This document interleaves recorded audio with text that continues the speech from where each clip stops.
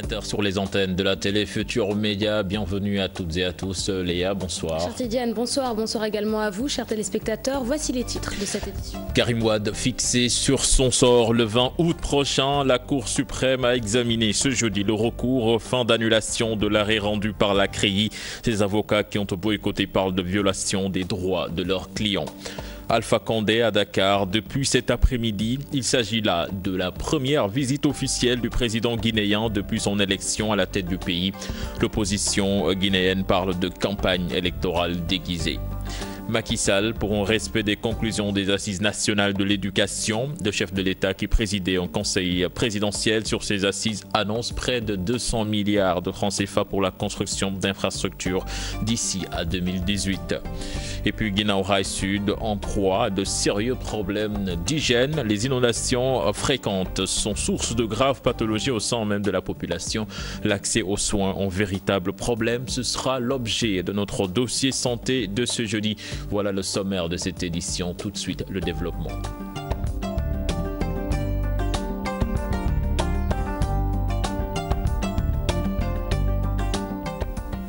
Bonsoir à toutes et à tous. Affaire Karim Wade, la Cour suprême se réserve pour le 20 août prochain pour sa décision. Pour Maître El Hadj Diouf, avocat de l'État, les conseils de Karim Wade n'ont aucune raison de boycotter l'audience. D'après lui, la constitution de la Cour est bien respectée. Mame Biram Diouf et Modou Diop.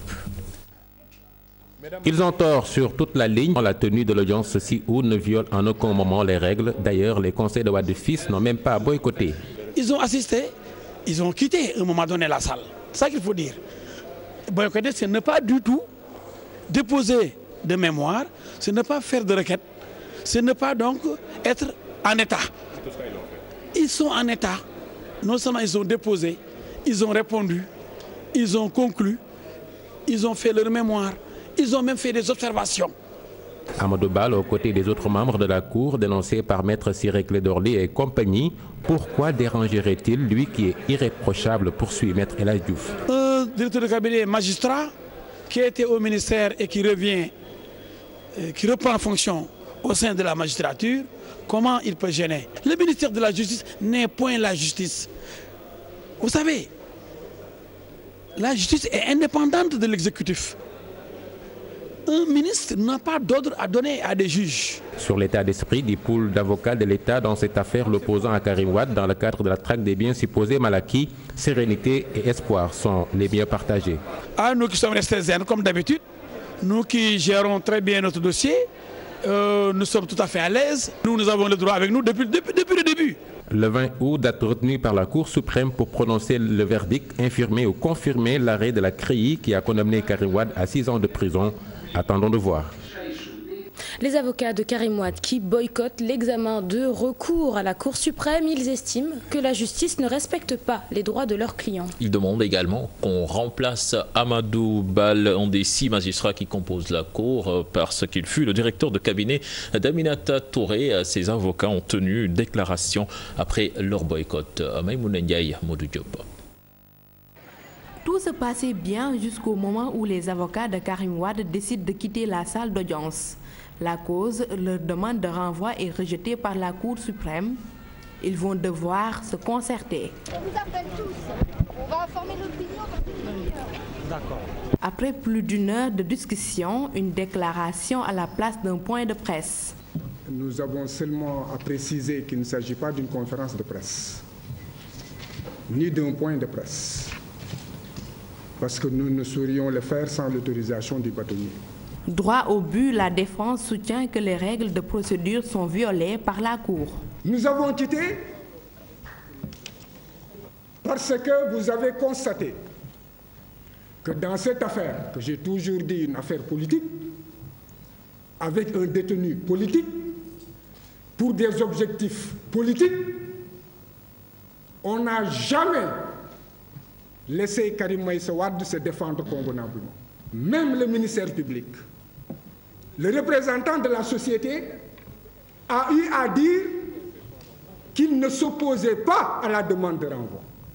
Mieux, Maître Ciré Clédor Ly et ses collègues exigent le départ d'un des 6 magistrats à avoir siégé. 6 magistrats ont siégé. alors que l'article 21 de la loi organique dit que la composition est impaire. Le conseiller contre lequel la demande de récusation a été déposée conformément à la loi, c'est quelqu'un qui fut à l'époque directeur de cabinet du ministre de la Justice, Mimi Touré. Renvoyer l'affaire pour faire respecter la loi organique, l'appel des avocats de Karim Wade ne semble pas être entendu. Le dossier est mis en délibéré au 20 août prochain, mais la défense annonce déjà son absence. Maïmouna Ndiaye, le Sénégal s'expose à des sanctions de la part des Nations Unies s'il ne respecte pas l'avis du groupe de travail des Nations Unies. C'est la conviction d'Hassane Diomane Ndiaye. Les Nations Unies qui, rappelons-le, jugent arbitraire la détention de Karim Wade. Écoutons à ce propos Maître Assa Diomane Ndiaye, président de la Ligue sénégalaise des droits de l'homme. Ces propos sont recueillis par Pape Cherdiak. Le groupe de travail a d'ailleurs récemment désigné une personne chargée du suivi des avis du groupe de travail et le groupe va certainement relancer le Sénégal. Et si d'aventure, évidemment, le Sénégal ne s'exécutait pas, à deux niveaux, je l'ai dit, d'abord au niveau du groupe, le groupe va envisager des mesures idoines, soit saisir le Conseil de sécurité ou même proposer éventuellement des sanctions. Mais au niveau de la personne bénéficiaire également, cette personne donc a un droit qu'il est réservé de se prévaloir du préjudice que vous l'aurez causé. Et ça, au niveau supranational, on n'est pas à l'abri d'une condamnation. Ça peut être même pécuniaire, mais très lourd quand même pour le Sénégal. Et donc je pense qu'il n'y a pas intérêt à engager un bras de fer, simplement que la personne de Karim Wade soit indifférente à cette décision, mais simplement qu'on retienne l'obligation du Sénégal à se conformer à ces obligations internationales et qu'on essaie de réviser nos textes et nos procédures qui ne sont pas conformes au droit international. Et puis la pétition d'Aïda Mbodj contre la détention arbitraire vouée à l'échec selon Maître Eladji Diouf. Pour l'avocat de l'État, une pétition ne peut influencer la décision des juges. Au micro de Mame Biram Diouf, il dit également ne pas croire aux menaces de la Ligue sénégalaise des droits humains qui, rappelons-le, annonce des sanctions des Nations Unies contre l'État du Sénégal. Écoutons-le. Moi, en tant que juriste, je sais que c'est une farce. Peut-être que Mme Mbodj n'est pas juriste. Qu'est-ce que peut faire une pétition par rapport à une décision de justice? Un peu de respect pour la justice quand même de notre pays. Une pétition, c'est bon pour les politiciens. C'est une politicienne. Une pétition ne peut pas déterminer la décision des tribunaux et des juges. Un groupe de travail ne peut pas imposer sa loi à une justice. La justice est indépendante, bon Dieu. Demain, les Nations Unies pourront sanctionner. Comme si aujourd'hui, les Nations Unies n'ont pas de pouvoir ou sont en vacances. C'est des gens qui ont l'habitude de faire hors sujet. C'est soi-disant droit de l'homme. Malheureusement, ils sont habitués, ils sont coutumiers, ils sont abonnés même hors sujet. Et nous restons avec le recours de Karim Wade devant la Cour suprême avec un important dispositif sécuritaire aux portes du tribunal ce jeudi. Un dispositif qui visait à contrer la mobilisation des libéraux qui seraient tentés de semer le trouble après le boycott des avocats de Wade fils. Des libéraux qui se disent déterminés à poursuivre le combat pour la libération de Karim Wade. Fatima Ba, Modou Diop. D'un côté, les mouvements de soutien à Karim Wade et les militants du Parti démocratique sénégalais. De l'autre, un important dispositif sécuritaire qui n'accepte aucun rassemblement aux alentours de la Cour suprême.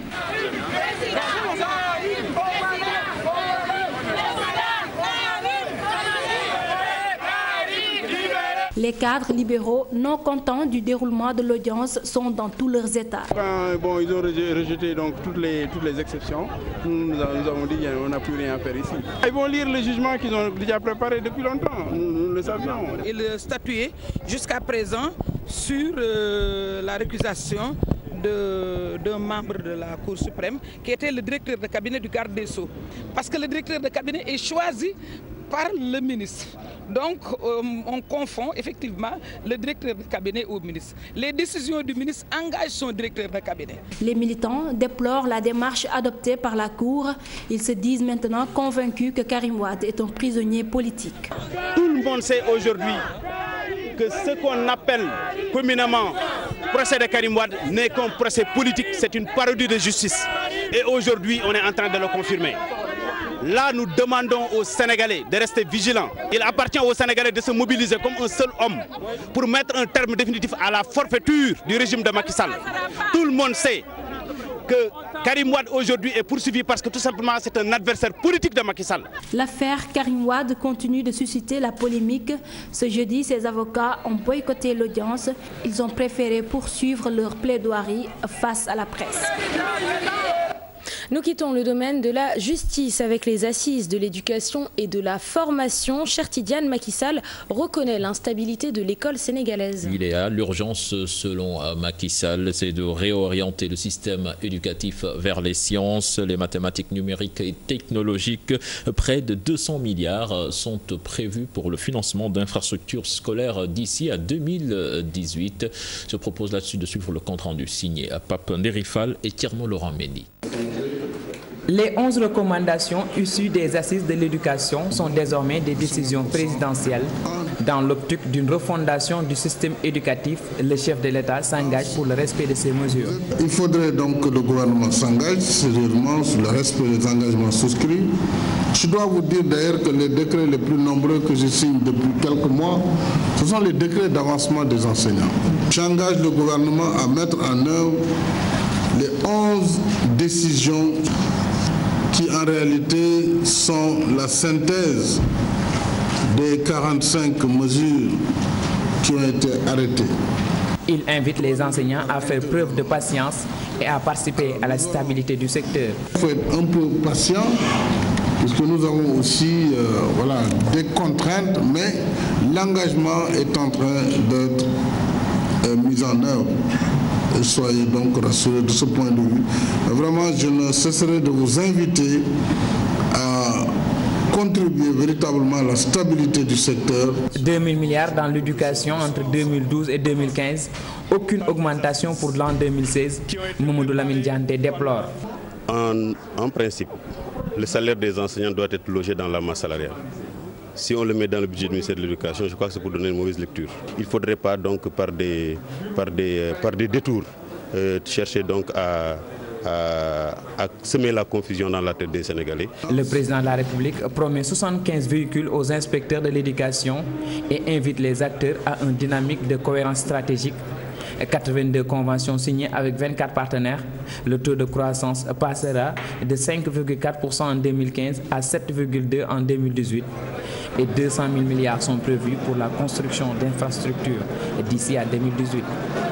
Pape Ndérifal, mouvement d'humeur du personnel sanitaire de Dominique. Ils sont restés 2 mois sans percevoir leur salaire. Une situation qui aurait démarré avec l'avènement de l'acte 3 de la décentralisation.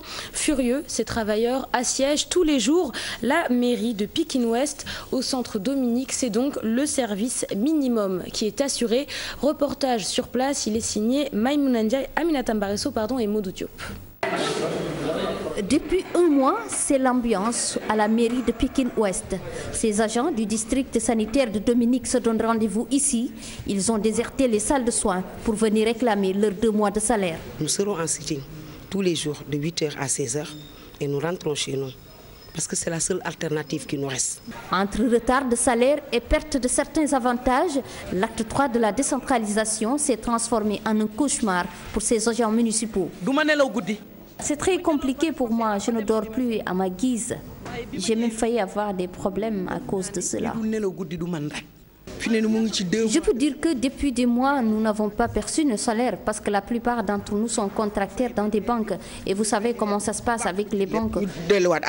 Face à ces préoccupations, le maire de la commune dit travailler pour des solutions à long terme. L'intérêt des populations est menacé, donc nous allons continuer la concertation avec l'ensemble des acteurs, des travailleurs, du mouvement syndical, mais l'ensemble du gouvernement aussi pour trouver des solutions définitives et que ce ne soit pas des solutions aujourd'hui précaires. Nous avons fait tout ce que nous devrions faire et l'envoyer au niveau du payeur pour que, s'il y a une disponibilité financière, que les travailleurs puissent rentrer dans leurs droits. Mais malheureusement, le payeur, par rapport à notre assiette fiscale et ce que nous, nous avons en termes de recettes ne peut pas aujourd'hui couvrir ses besoins en termes de prise en charge salariale. D'ici la résolution de toutes ces préoccupations, les conséquences se font déjà sentir. Au district sanitaire Dominique, c'est le service minimum dans certaines structures. À la mairie, c'est la paralysie totale. J'étais venu pour une consultation, je n'ai pas encore vu le médecin. On me répète tout le temps la même chanson, nous sommes en sitting. Il faut que la municipalité règle le problème le plus tôt possible. Le district sanitaire de Dominique, l'une des structures sanitaires ayant le plus pâti de l'acte 3 de la décentralisation. Pour le maire de la commune d'arrondissement, l'assiette fiscale n'est pas assez fournie pour prendre en charge la masse salariale de ses agents municipaux. Et nous vous l'annoncions en titre. Ce jeudi, le président de la Guinée-Conakry, Alpha Condé, est arrivé à 17h à Dakar. Nous reviendrons sur les images de son arrivée et de sa visite au palais présidentiel dans nos prochaines éditions. Cette visite d'Alpha Condé, chère Tidiane, au Sénégal, plutôt mal vue par les responsables de l'opposition guinéenne. Oui, il accuse de ne pas respecter les libertés publiques, de mauvaise gestion des affaires, notamment sur le plan financier. Sa visite au Sénégal, selon eux, est une campagne déguisée. Et là-dessus, je vous propose d'écouter l'un d'eux. Il s'appelle El Hadji Souleymane Diallo. Il est opposant guinéen à Dakar. Il est interrogé par Codé Ndiaye. Le non-respect des droits élémentaires de la nation guinéenne et des citoyens guinéens, le non-respect des institutions guinéennes, à savoir la Constitution et ses dépendances, et tout récemment, vous n'ignorez pas que des violations sont faites au sein de l'Assemblée nationale à l'endroit d'un député régulièrement élu à l'Assemblée nationale en la présence de l'honorable député Ousmane Gawal Diallo. C'est un secret de polichinelle, les milliards qui ont été interceptés au Sénégal à l'aéroport Léopold Sédar Senghor, c'est connu de tout le monde, y compris le professeur Alpha Condé. C'est des détournements qui ont été dénoncés à la douane des Sénégalaises et il s'est avéré que c'était une pratique habituelle que beaucoup ignoraient. En Guinée, ils le savaient, mais ils ne pouvaient pas le dénoncer. Il est venu soi-disant en visite de travail. Mais c'est une campagne effectivement déguisée, parce que, comme l'a dit tout à l'heure le secrétaire à la jeunesse, c'est pas la peine de venir pour une simple visite comme ça, mobiliser des orchestres et des artistes pour faire des démonstrations en sa faveur. Le président de la Guinée-Conakry est donc actuellement à Dakar et c'est la première visite officielle d'Alpha Condé au Sénégal. Et certains Guinéens établis à Dakar saluent cette venue. Pour eux, elle contribue à renforcer les relations entre les deux pays, même si entre les deux chefs d'État, ça n'a pas toujours été la grande entente. Un reportage signé Alassane Ba et Khadim Sissé. Un drapeau de la Guinée-Conakry flottant comme pour annoncer la visite du président Alpha Condé. Une première visite officielle qui contribue à renforcer la relation entre les deux pays. Ça nous fait plaisir d'accueillir notre président au Sénégal. Bon, ça va augmenter les relations entre la Guinée et le Sénégal. Vraiment, c'est très important pour les deux pays.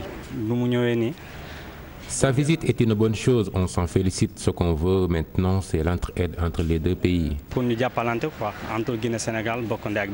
Dakar abrite une forte communauté guinéenne et la visite du président sera l'occasion de réconcilier ses compatriotes. Quand on parle de la Guinée, on pense tout de suite au Peul. Pourtant, Alpha Condé est un malinqué. Ce n'est pas normal. Le problème avec les Guinéens, c'est qu'ils aiment trop parler d'ethnie. Je souhaite que le président veille sur cela. Alpha Diallo, jeune mécanicien d'ajouter des problèmes d'obtention de papiers au niveau de leur ambassade. Nous avons aussi des problèmes pour obtenir des papiers. L'ambassade de Guinée à Dakar ne considère pas. J'étais une fois parti renouveler mon séjour, mais jusque-là, rien.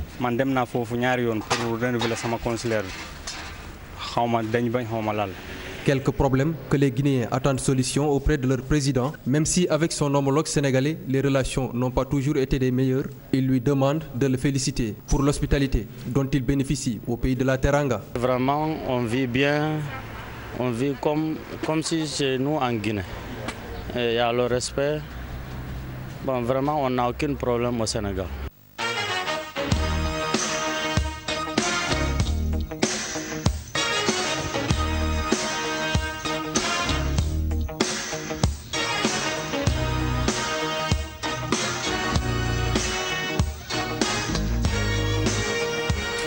Dakar abrite du 9 au 11 août prochain le tournoi international de Dakar de basketball préparatoire à l'Afrobasket masculin Tunisie 2015. Tout est fin prêt selon le comité d'organisation. Prendront part à ce tournoi le Sénégal, le Cap-Vert, la Côte d'Ivoire et le Mali. D'importantes mesures ont été prises pour la préparation de ce tournoi. Là-dessus, je vous propose de suivre ce reportage signé Pape Chartiak et Younous Diatta. J-3 avant le démarrage du tournoi international de Dakar, préparatoire à l'Afro-Basket masculin Tunisie 2015. L'heure est au dernier réglage. Le comité d'organisation fait le point. Ce tournoi est organisé afin de permettre à notre équipe nationale de disputer des rencontres de standards internationaux. Nous avons invité le Cap-Vert, la Côte d'Ivoire et le Mali. Le Gabon était invité, mais c'est en dernière minute qui n'ont pas réagi. C'est la raison pour laquelle ils n'ont pas pu prendre part à ce tournoi. Ce qu'il faut noter également, le Cap-Vert va rester au Sénégal après le tournoi pour poursuivre sa préparation. Et cette équipe capverdienne ne quittera Dakar que le 16 août 2015 pour rallier Tunis. La compétition se déroulera sous la forme d'un championnat aller simple avec en ouverture Mali-Côte d'Ivoire, Sénégal-Cap-Vert. La compétition va se dérouler sous forme d'un championnat en aller simple. Et il y aura un classement. Et chaque journée, dès qu'on terminera les matchs, on sortira un classement et les résultats de cette journée. D'importantes mesures ont aussi été prises pour la pérennisation du tournoi. Sur le plan organisationnel, les vestiaires et autres dispositions sanitaires seront revues. Il y aura également une salle qui sera mise à la disposition des journalistes pour tenir les points de presse, comme ça se fait au niveau de l'Afrobasket. Le Wi-Fi également sera gratuit pour les journalistes. Donc pour les tribunes BCDE, ce sera à hauteur de 500 francs CFA. Pour l'annexe loge, à 1000 francs CFA et la loge officielle, c'est à 5000 francs CFA. Il y aura des invitations certes, mais ces invitations sont destinées aux représentations diplomatiques et aux autorités du ministère des Sports et autres étatiques. 95% du budget pris en charge par le ministère des Sports, 5% par les partenaires. Le comité d'organisation compte par ailleurs sur une forte mobilisation du 12e Gaïndé, ainsi que de toutes les sections de supporters des clubs affiliés pour faire du tournoi de Dakar une réussite. Et l'équipe nationale de basketball a remporté son deuxième match de préparation à l'Afrobasket Yaoundé 2015. Elles ont battu l'équipe U18 du Djaraf 60-50. Le coach Moustapha Gueye et la joueuse Fatou Kinedem que nous voulions vous faire écouter. Mais apparemment, l'élément n'est pas prêt. On s'excuse et puis on vous le passera dans nos prochaines éditions. N'est-ce pas, chère Tidiane ? Le dossier du jour. Le dossier du jour qui s'intéresse au quartier de Guinao Rail Sud. Sur place, les habitants sont exposés à des pathologies telles que les diarrhées, les infections respiratoires et les gastro-entérites. La localité n'est pas épargnée par les inondations. Le poste de santé fait avec les moyens du bord. Du coup, l'accès à certains soins de santé devient extrêmement difficile. Donc, c'est l'objet de notre dossier santé du jour signé Fatou Kinedem et Ibou Sissé. Des eaux stagnantes, des habitations presque dans les eaux avec une promiscuité. Guinao Rail Sud, les populations ne sont pas à l'abri des maladies hydriques. Là où j'habite, l'insalubrité règne en maître. Les eaux usées, n'en parlons pas. Nous n'avons pas de canalisation. Du coup, les gens sont obligés de déverser leurs déchets partout. Les petits sont exposés aux maladies. Les maladies les plus fréquentes, c'est les gastro-entérites, c'est-à-dire les diarrhées, vomissements. Vraiment, c'est les maladies les plus fréquentes et les IRA, les infections respiratoires aiguës. Les pathologies sont liées au niveau de la commune. Par exemple, pour les enfants de 0 à 5 ans, à une manque d'hygiène. Les enfants, la couche la plus vulnérable. Avec les enfants de 0 à 5 ans, avec la CMU, on les prend gratuitement avec les directives, normes et protocoles, c'est-à-dire SRO5 pour les diarrhées et le remplissage pour les autres. Au niveau des IRA, c'est l'amoxicilline et paracétamol en général pour la fièvre. Et il y a disponibilité de ces médicaments au niveau de la structure. Outre la prise en charge médicale, les relais communautaires jouent un rôle important dans la sensibilisation. Notre rôle, c'est de sensibiliser les populations sur les risques liés à certaines pathologies. On les encourage aussi à aller dans les structures sanitaires en cas de maladie. Mais vous voyez, c'est difficile de parler d'hygiène dans ces conditions de vie. Les gens jettent leurs ordures partout. À cela s'ajoutent les eaux stagnantes. L'accès à certains soins de santé pose problème. Malgré tout, les postes de santé s'engagent dans une dynamique d'accompagner les cas sociaux. Je ne peux plus mener mes activités. J'ai en charge cet enfant. Je sollicite de l'aide. La radiographie qu'elle doit faire coûte 40 000 francs CFA. Si les moyens et les moyens de les traiter existent ici, je les traite gratuitement. Si le traitement dépasse le niveau poste, je l'ai mis en rapport avec l'assistance sociale du centre de santé. La demande est forte, les moyens encore limités pour les postes de santé, manque de personnel qualifié, de plateaux techniques adéquats, des manquements qui fragilisent le système sanitaire. C'était le dernier élément de ce journal. Léa, merci. Merci à toi, chère Tidiane. Vous donnez rendez-vous aux téléspectateurs samedi. Oui, samedi et dimanche pour toi. Voilà, c'est la fin de ce journal. La parole à la permanence avec Bouba qui est déjà en place. Bouba, c'est quoi le reste? Bonsoir, c'est quoi le reste du programme? Dans un instant, l'invité du 20h, c'est pour la suite de la permanence. À tout de suite.